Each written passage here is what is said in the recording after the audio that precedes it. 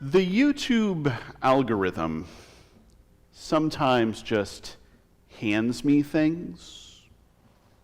A while ago, I saw this video. It was 4 chefs, 4 fairly well-known chefs, 4 chefs, some of whom some of you might recognize the names of, sitting around a table answering questions from the internet. Now, as I said, some of you might know some of the names of some of these chefs, but the one that you need to know for this is Jose Andres.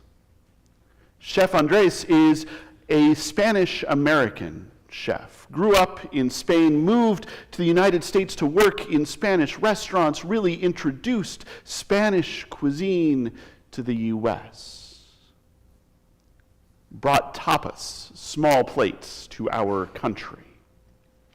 But more importantly than that, he is also the founder of World Central Kitchen, a big international organization that finds chefs and cooks and food and makes sure that they get to places that are torn by war or disaster.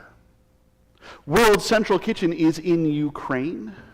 World Central Kitchen is in Gaza, or at least trying to get into Gaza. Things change rapidly. World Central Kitchen shows up after hurricanes and earthquakes and all sorts of disasters, bringing those chefs and those cooks and that food and making sure that people have enough to eat. And one of the things that they do, one of the things that is so very cool, is they don't just bring a bunch of random stuff. They think about what the people who they are going to serve eat. What is the local cuisine? What are the local preferences? What is the stuff that these folks will line up for? And they show up and they cook and they feed people. And while they may not think of it this way, that is a ministry. That is the gospel being lived out. It is good news when you are hungry and someone shows up with bread to share. But anyway, these 4 chefs are around this table answering questions from the internet. Questions like, is it okay to order a well-done steak? And one of the questions that they get is, what trash part of an animal is still cheap and hasn't caught on yet? Because if you are adventurous in eating, you know that occasionally some trash part of an animal will suddenly become popular for a hot minute. And it'll be in every dish, in every fancy restaurant. Even the less fancy ones will try to sneak it in somewhere, because it's on the internet, and it's been in the New York Times, and people have been sharing it around Facebook. And when this question came up, it was like Chef Andres had been waiting his whole life to answer this question.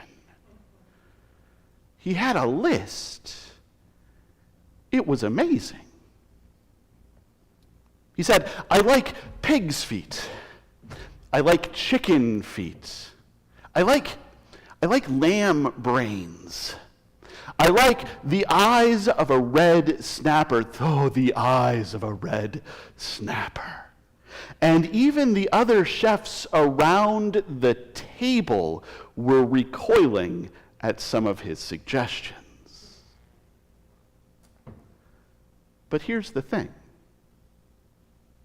Those are all things that people eat. Those are all things that people eat in different parts of the world, and some of them are things people eat here in the Midwest. My grandfather used to have a job selling pickled pig's feet to bars as bar food. But we all have those rules, right? We all have those internal things that say, ew. We don't We don't eat that, do we? I mean, we don't eat that. Part of being part of us is that we don't eat that. I mean, we have things that we eat. We have things that we eat that other people would look at and go, we don't eat that. But we have things that we eat that's part of what makes us, us, and not them. Because we eat this and they eat that. And let's face it, if we go too far in our culinary adventurousness, if we start eating too much of what they eat, we might start to break down that wall between us and them. We might start to get used to what they eat. We might lose a little bit of what makes us and us. Judaism famously has a list of things that you can eat, a list of things that you cannot eat. It actually has more than that. It has how you can prepare things and when you can eat different things and when things are forbidden to eat. But most famously, there is a list of things that you can eat and a list of things that you cannot eat. And if you do that, if you eat this and not this, that is part of being Jewish. And Peter knows this. Peter is a good Jewish guy. He is following the Jewish Messiah. There's some debates within the community about whether he's actually following the Jewish Messiah and about whether that Messiah is Jewish and about whether that Jewish guy who he's following is actually the Messiah. But he is following the Jewish Messiah. This is about being Jewish. But he has just had a vision. He has just been praying, he's just been meditating, and he has just heard God tell him to eat some stuff that we don't eat. Which is a strange position to be in. He knows, after all, that we do not eat this, and he has never in his life eaten anything unclean, eaten anything profane, eaten any of the stuff that we do not eat. But here he is, a blanket in front of him full of food that we don't eat, and a voice from heaven telling him to eat it. And then some guys show up and say, hey, we were sent to come and get you and take you to meet our friend Cornelius, who is not Jewish, who is a Gentile, who is a Roman, who is part of the Roman military, who is part of the Roman imperial machine. He wants to talk to you, so please come with us. And Peter has to be thinking about this on the way. He knows that there is the list of food. It's in the Torah. It's part of the law. This is what it is to be Jewish. Eat this, do not eat this. And now he is being taken to speak to a Gentile, and when he gets there, he says, you yourselves know that it is the law that no one like me so much as eats with someone like you. And now Peter has a problem. Peter was a fisherman before all of this started. He wasn't a scholar, he wasn't a learned man, not that you can't be if you're a fisherman, but primarily he was about fish. Fish and being Jewish. And so he might not know the intricacies of the law. He might not know the intricacies of the Torah. He may never have sat down and actually read the scrolls. But I can tell you that there is no law that says that someone like him cannot eat with someone like Cornelius. There is no rule that says that a Jew cannot eat with a Gentile that is not in the law, that is not in the Torah, but Peter thinks it is because he has heard that it is because someone has told him. This is the law. Part of being one of us is that we do not eat with them. Can you go to the next slide? You see, once upon a time, and still a bit today, some rabbis were very concerned about following the law. And they wrote this down. This is in the Mishnah, a collection of kind of arguments and debates of the rabbis that informs Jewish people about what the law says and how Jewish people should follow it. And it says, Moses received the Torah at Sinai and transmitted it to Joshua, Joshua to the elders, and the elders to the prophets, and the prophets to the men of the great assembly.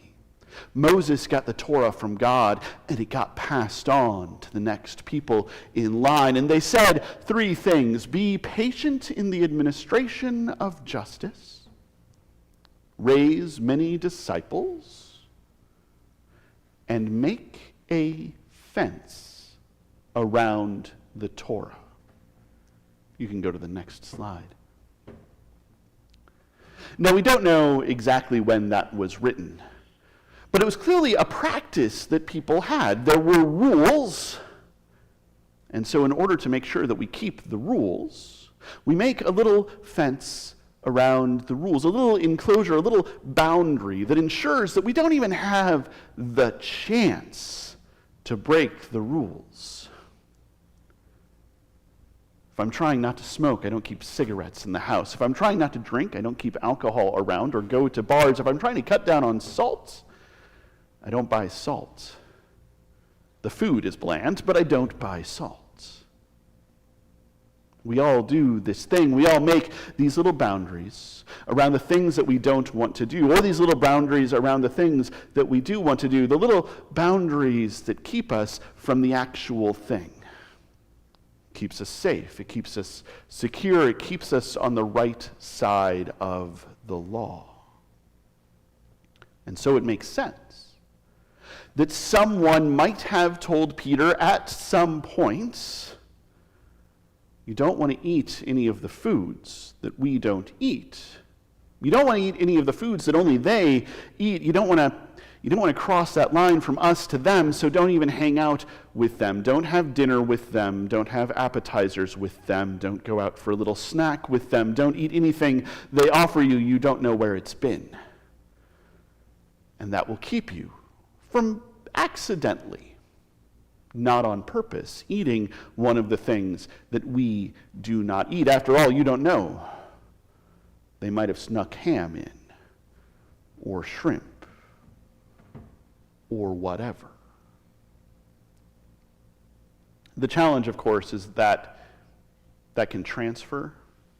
That can stop being about this is food we don't eat and become people we don't eat with. That can stop being about this food is stuff that we don't touch and be about those people are people we don't touch. You heard a parable about that last week, where a man was on the side of the road, all but dead, and people passed on by. Because part of keeping us safe is that we don't touch them. And now Peter is faced with a truth. A hard truth. A truth that even I find difficult, and I'm up here every week talking about love. Peter has to look at Cornelius, who is not one of us, who is definitely one of them, and say, you are not unclean. You have been made clean. Dare I say it, you've been made holy. And so I can't call you unclean. You've heard the words, you've heard the call. You have come to God. You have come to Christ. You are now, in every way that matters, one of the us. that somehow I am also one of? Peter ends up baptizing everyone in the story. Peter ends up putting that seal on everyone in the story. Peter ends up saying, yeah, we're all the same thing. And the key bit is that his host does not stop being a Gentile. His host doesn't stop being a Roman. His host doesn't even stop being a Centurion. His host is still every bit part of the thing that he was before, but it turns out that's not unclean. It turns out that's perfectly fine. It turns out that the only thing that matters is hearing that call, is hearing that voice, is hearing love say, "Come on," and choosing to follow. That's a hard thing because churches are good at boundaries. And some boundaries are important. Some fences are useful. As clergy in the United Church of Christ in the Iowa Conference, I have to do boundary training every so many years. I have to go to a thing and hear about the stuff that we do and the stuff that we don't do and how to keep from doing the stuff that we don't do and how to make sure we do the stuff that we do. And that includes things like keep the office door open if you're meeting with someone and it's possible. You don't want anything to happen and you don't want anybody to think that anything has happened, then it's all good. Some boundaries are important, but the church is good at boundaries and good at boundaries that don't make a whole lot of sense. There are plenty of churches, plenty of congregations in this town that would not have had Diane Pritchard preaching last week because one of their boundaries is no women in the pulpit ever at all. There are some churches that would say, Mary can come, but certainly can't be a moderator, both because she's a woman and because she's part of the LGBTQ community. There are churches that would say no children can come up to the communion table. They don't know well enough yet what they are doing. There are some churches who would say we are good at making boundaries. And we are good at thinking that what is important, what is crucial, what is critical are these rules, are these laws that aren't anywhere, that we were just told about. And we are good at missing that truth, that really important truth, that absolutely vital truth, that what matters, and the only thing that matters, is that there is no us and them in the eyes of God. There's just a big old mass of us, united as one body by one Holy Spirit, united as one people by love. So eat what you want. Wear what you want. Let people preach. Let things happen. Let the Spirit move. Go to a stranger's house. Invite a stranger over and see what happens. Because it is when we start breaking down those boundaries, when we start tearing down those fences that we thought made good neighbors, when we start being together, that the Spirit moves, that love comes into being, that the whole world becomes wild with grace. And when we can get there, oh, when we can get there, oh, when we can get there, what a wonderful world that will be.